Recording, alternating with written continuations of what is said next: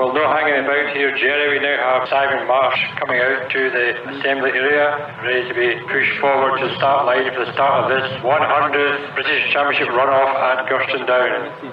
And maybe it's appropriate that it's a Marsh that leads them off. It is indeed, since it was Simon's father, Tony, who was responsible for the design of the hill.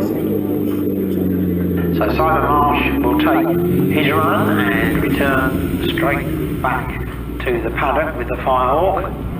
And then it will be run off debutant Terry Graves with the Gould. And the remaining 10 runners after him.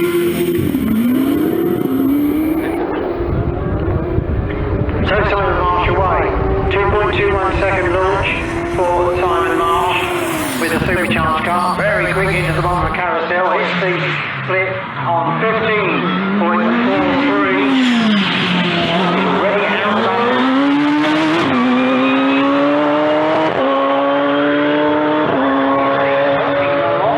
And this time for Simon Marsh is 28.18 and 129 miles an hour over the line. 28.18.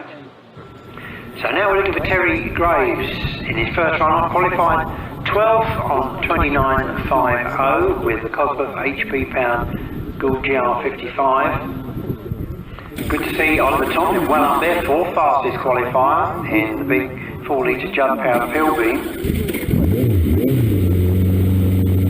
Not too many pill beams at the sharp end of British hill climbing these days, where they once ruled the roost. They've been overtaken on the total win stakes as far as championships go by Gould. Mike Pilgrim, of course, former BRM designer, designed the 4-wheel drive BRM, which first appeared, in fact its only appearance was in the 1964 British Grand Prix practice, driven by Richard Atwood, and that car designed by Mike Pilgrim when he was at BRMs. But we've got Terry Graves away from the line, 2.29. Just about on a par with Simon Marsh. A lot more power and torque, of course, with this engine. We'll see what he does for the split. It's 16.89. That's well into the second outside Simon Marsh's time.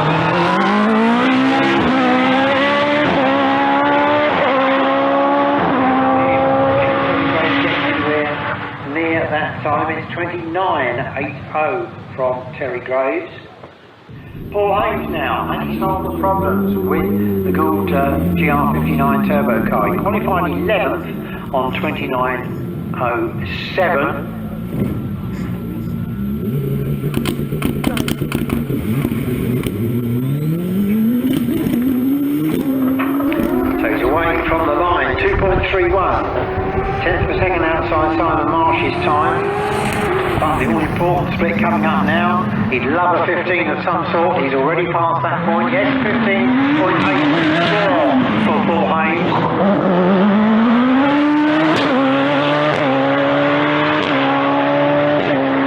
Better run from Hames, and it's a 28.41. That's his best of the weekend. 28.41. So now Graham Wynn, who finished 7th in this morning's runoff in a very similar car to Terry Graves' car. That's the 3.5 litre Cosworth HP powered Gould, the GR55. He qualified 9th on a 28.78. And he's on the start line now. We're looking for a low 2-second launch, 2.2 something perhaps, from the co-championship sponsor. Championship co-sponsor is away from the line, 2.35. Not the quickest of starts compared to the others, but once again looking for a 15-second split. That will be the indicator, and it's just in there, 15.93.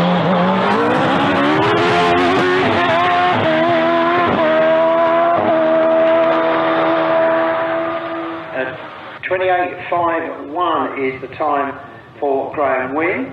Next up, it's going to be Gurston Down Ed Hollier, the only 1600cc bike engine car in the runoff. He qualified 8th on 28.72. He'll be looking perhaps for a 2.1 second launch on those 15 tyres. He's on the line now, he's away. And yes, 2.18 for Ed Hollier over the first 64 feet. Sadly, we can't give you the speed time through Hollow Bend, but he'll be looking for a 15. Oh, that's very quick into the bottom of the carousel. And it's 15.34. Quickest yet to the carousel.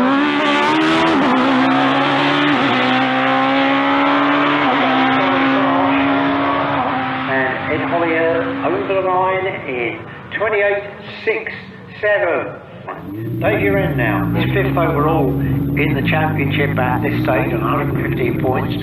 Likely to stay there after this runoff, but he'll be anxious to maintain that position, get as many points as he can. Qualified 7th from 28.44. Dave, you're in. Away to line 2.10, quickest launch yet. So a low 15 once again, charging through Hollow Bend now through the never-ending right-hander on the race for carousel, dives into the bottom of the complete. 14.95, fastest to the split so far.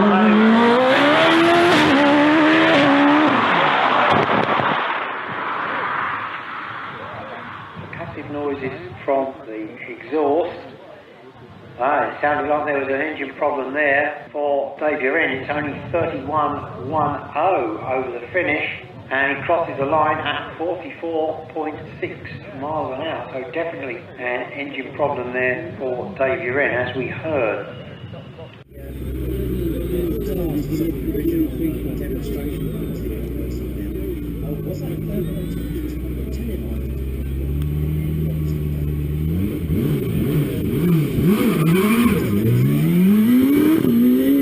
Anyway, after all that, Peter Marsh is off 2.08. That's the best launch we've seen so far. So the tyre's nice and warm. So can he possibly make a 14-second run to the split? Not quite 15.42 for Peter Marsh.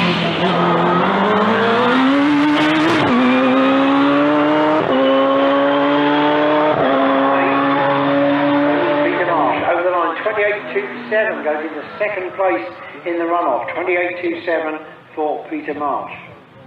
So at the moment, this 100th Gurston Down British Championship runoff has both Marsh brothers at the front, Simon ahead of Peter.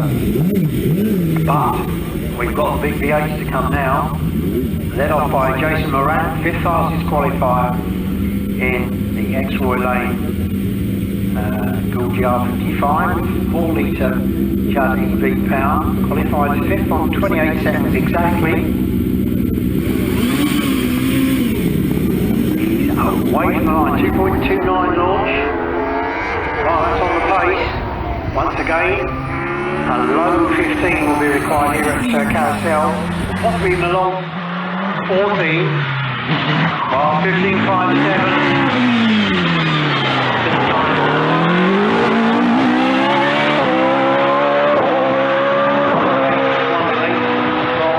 Marsh 27.63. Jason Moran takes the lead in the runoff, and 140 miles an hour over the finish line.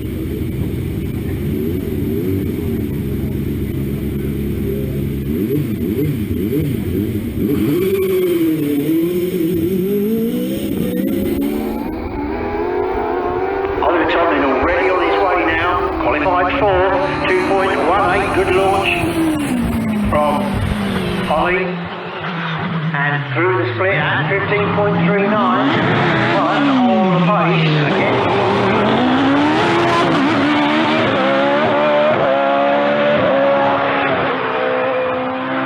Qualified on 27, Bannister 27.84, so that's second place for Oliver Tomlin.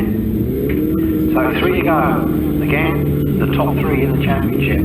First of all, it's Scott Moran, qualified 3rd on 27.44. Worth noting that currently Trevor Willis' FTD set in winning the first runoff is 27.06.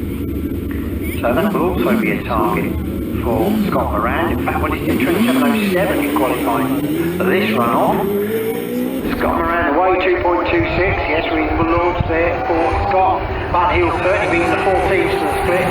We would expect he'll need to be anyway if he's going to challenge Millies and Willis. Yes, 14.49. Quickest split time so far.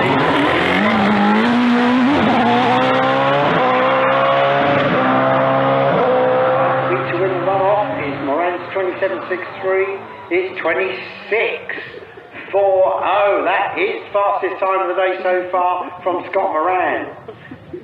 143 miles an hour over the finish line. So it's all down to Wallace Mingies and the opening runoff winner, Trevor Willis. Mingies first, qualified on 27.30, which is about a second away from the time that Moran just set. So he's away from the line, 2.25, 100th quicker than Moran. It's a shame we can't give you those hollow speeds, but that looks like around well over 130 miles an hour. He gets on the brakes into carousel, slides the big car around the bottom of the cockpit, 13.75 to the not quite.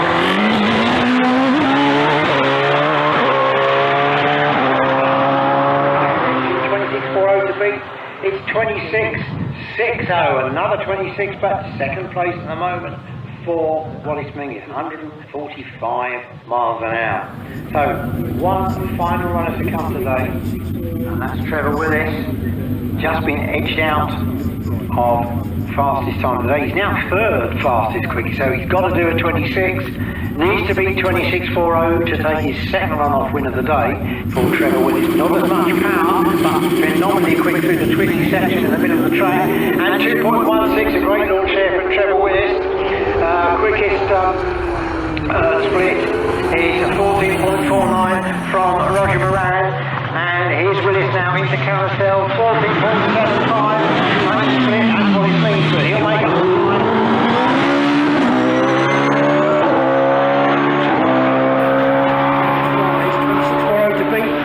26.64, that's third place for Trevor Willis, just 0.04 of a second behind Wallace Mingies. So Scott Moran takes the win on 26.40, fastest time of the day. In second place, Wallace Mingies, 26.60, 2/10 shy, and third overall in the championship. But Trevor Willis hangs on for that second place in the series, 26.64, just 0.04 behind Wallace Mingies for third place. In fourth place, tremendous result there for Jason Moran, 27.63.